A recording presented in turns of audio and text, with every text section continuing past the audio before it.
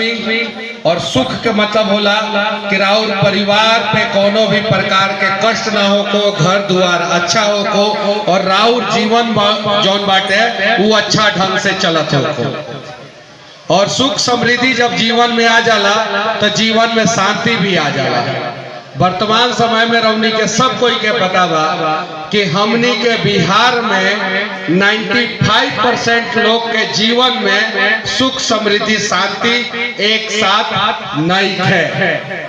और वो तभी आई जब माता रानी के आशीर्वाद हमनी पे बनी, और साथ ही साथ हमनी के कर्म और सब कुछ जौन बाटे वो हिसाब से होई।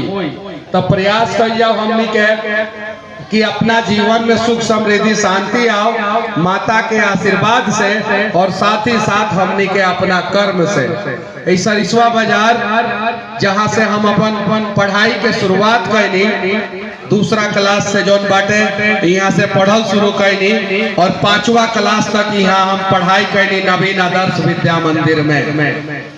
और लगभग जौन स्थिति ओवर रहे तौने स्थिति अभियो बाटे। एगो खाली हो सामने वाला रोड के छोड़ के तनी सो चौड़ा भइल बा, बाकी सब रोड के उहे स्थिति बाटे।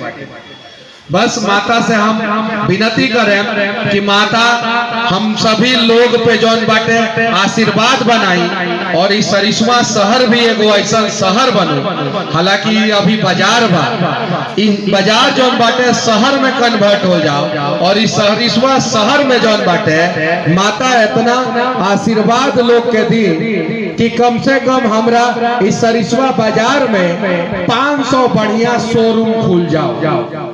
अगर 500 बढ़िया शोरूम खुल जाए, बढ़िया बढ़िया यहाँ अस्पताल खुल जाए, बढ़िया हॉस्पिटल खुल जाए, सरिसवा के विकास हो जाए, तो सरिसवा के आसपास के क्षेत्र के लोग बाहर ना जाए।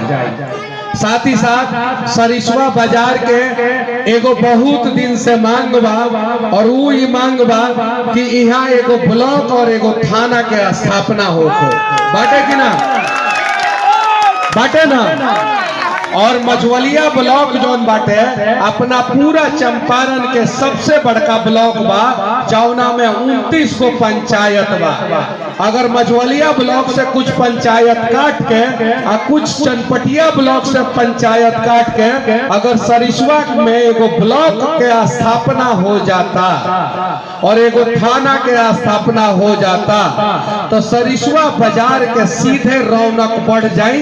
यहाँ दुकानदार लोग के कमीनी बढ़ जाए। दुकानदार में अगर केहू फल बेचता या केहू किताब बेचता, पूजा के सामग्री बेचता या किराना के दुकान केहू के बाटे, अगर यह थाना और ब्लॉक बन जाए तो सब लोग के इनकम बढ़ जाए। कोनो बड़का काम नहीं है। बहुत सारा ब्लॉक जोन बाटे वो 12-12 गो पंचायत के बाद, 10-10 गो पंचायत के बाद, 14-14 गो पंचायत के बाद, रामगढ़वा और सुगौली ब्लॉक देख ली लगी 14-14 गो पंचायत के साइज से बा। नौतन बैरिया ब्लॉक देख ली लगी कितना पंचायत के बा। बेतिया ब्लॉक देख ली कितना पंचायत के बाटे। और मझवलिया ब्लॉक देखी, चनपटिया ब्लॉक देखी। मझवलिया 29 पंचायत के और चनपटिया 24 पंचायत के। इतना ना ज्यादा ऊपर लोड बा कि कर्मचारी से लेके वीडियो सीओ सब लोग गड़बड़ी करता, हमनी के कुछ नहीं कर पाओ। सही बात बा कि ना? अगर एक ब्लॉक खाली यहाँ पे और सरिसवा में बन जाए एक ब्लॉक, और चनपटिया के अगर अनुमंडल बना दिया जाए तो कम से कम यहाँ से 25,000 पलायन रुक जाए। कम से कम 25,000 मेहरारू लोग के मरद उ लोग के संग रह के जौन बाटे, घर के खाना खा के जौन बाटे, और यहाँ में रह के कमाई। 25,000 माई के बाबू जौन बाटे ना, यानी लड़का जौन बाटे ना, वो बाहर जाए से बच जाई हवे कमाई। ये चीज बा। और साथ ही साथ अगर ब्लॉक बन जाए यहाँ और सरिसवा में और थाना बन जाए तो ब्लॉक थाना बन जाए तो अगर केहू आइसक्रीम भी बेचता ओकर इनकम दुगुना हो जाए, किराना के दुकान वाला लोग के इनकम दुगुना हो जाए, यहाँ होटल खुल जाए, होटल के व्यापार बढ़ जाए, यहाँ फल वाला के जौन बाटे व्यापार बढ़ जाए, किताब कॉपी तेल सरफ साबुन शैम्पू बेचे वाला के इनकम बढ़ जाए और सरिसवा बाजार में रौनक आ जाए। ये रौनक कब आई? जब माता के आशीर्वाद हमनी पे होई और हमनी के बिना मंगले कुछ ना मिलेला। मिलेला का? एगो छोट लड़का रोएला तो माई के पता चलेला कि भूखे बा कि तबीयत खराब बा, ओकर रोआई से माई के पता चल जाला। हमनी के दुख और दर्द माई देखी कि हमनी के कौना कष्ट में बानी संग, ई बाजार के लोग कौना कष्ट में बाटे, ई तिरवाह के लोग कौना कष्ट में बाटे, चनपटिया विधानसभा के लोग कौना कष्ट में बाटे, चंपारण के लोग कौना कष्ट में बा, बिहार के लोग कौना कष्ट में बा। और हे माई आशीर्वाद करी हमनी के बिहारी पे, आशीर्वाद बरसाई, कृपा बरसाई कि हमनी के बिहारी के माँ भी जौन बाटे वो खुश होखलो और बिहारी जेकर बियाह होला ओकर मेहरारू जौन बाटे तरसली कि हमर मर्द दशहरा में आई कि दीपावली में कि होली में आई कि छठ में। सही बात बा कि ना? बटे ना? तो हे माई आशीर्वाद बरसाई कि हमनी के बिहारी के सारा दुख और दर्द जौन बाटे दूर हो जाओ, काहे कि पूरा देश हमनी के चलावत आनी संग, हमनी के अपन राज्य नहीं चला पावत संग, हमनी के अंदर सब कुछ बा, बल बुद्धि विवेक साहस हर चीज बा हमनी के अंदर, लेकिन हमनी के कहीं ना तो कहीं शायद से रास्ता भटक गइल बानी संग। तो हे माई हमनी के एगो रास्ता दिखा दी, सही रास्ता दिखा दी, जौन रास्ता पे चल के हमनी के अपन किस्मत के साथ साथ चनपटिया के किस्मत के साथ साथ चंपारण के किस्मत के साथ साथ पूरा बिहार के तकदीर और तस्वीर बदल दी सब। ये आशीर्वाद जौन बाटे वो माँ हमनी के ऊपर बरसावस और जगह माँ राक्षस के वध कैले बाड़ी ओंगई हमनी के अंदर इतना बुद्धि और विवेक हो, हमनी के अंदर इतना ताकत हो कि हमनी के बिहार से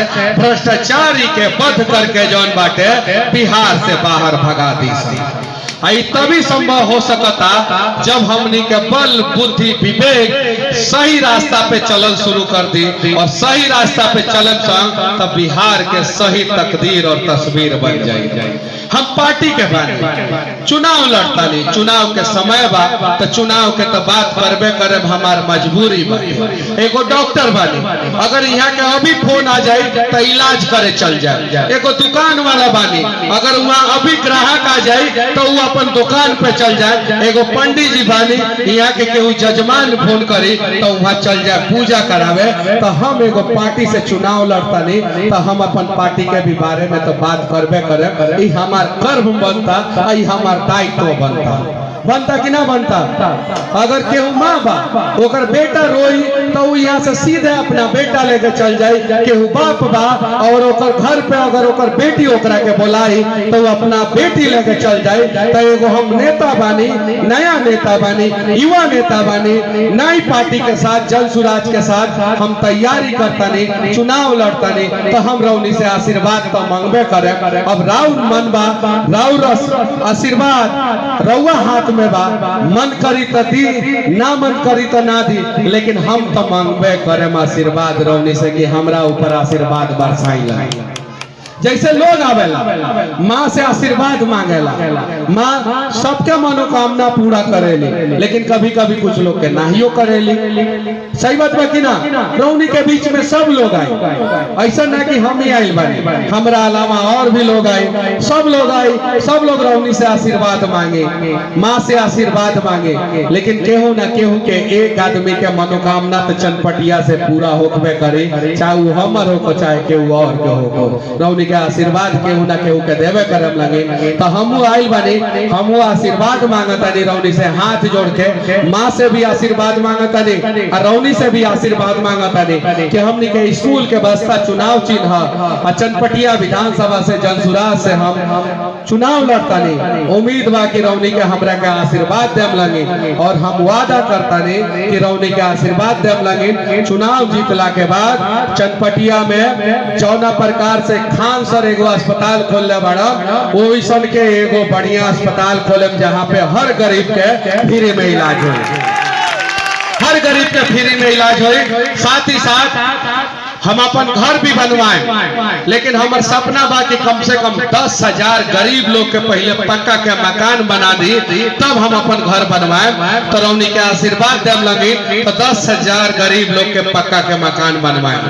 साथ ही साथ 15,000 लोग के हमरा नौकरी देवे के बाद चनपटिया के लोग के जौन बाटे बिहार में रोजी रोटी के व्यवस्था करे के बाद, रोजी रोजगार के व्यवस्था करे के बाद, और 25,000 गरीब लड़का के जौन बाटे फ्री में पढ़ावे के बा।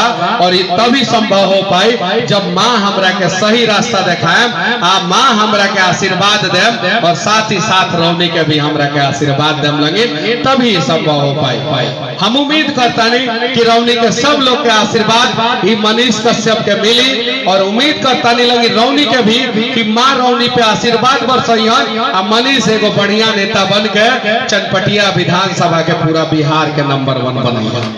एक उम्मीद बा, बाकी अब रौनी के हाथ में हमनी के किस्मत बा, अब हो सकी तो चमका दे। हम यह उम्मीद करके यहाँ से जाता नहीं। अब बाकी माँ से भी जौन बाटे हम अपना लाख और रौनी लाख और पूरा बिहार लाख, पूरा देश लाख सुख समृद्धि शांति के कामना करता नहीं। जय माता दी। जय माता दी। डॉक्टर साहब भी 2 शब्द बोलेंगे कुछ। विकास भाई भैया उमकान सिंह पे कुछ बोले हैं? हेलो हेलो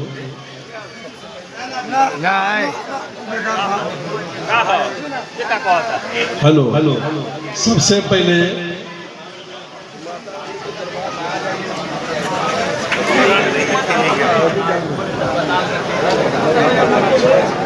हेलो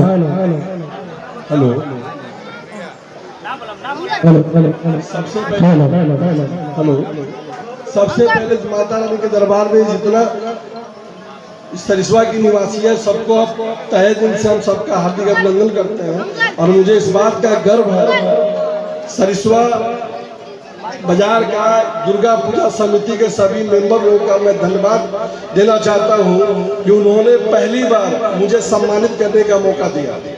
इस बात के लिए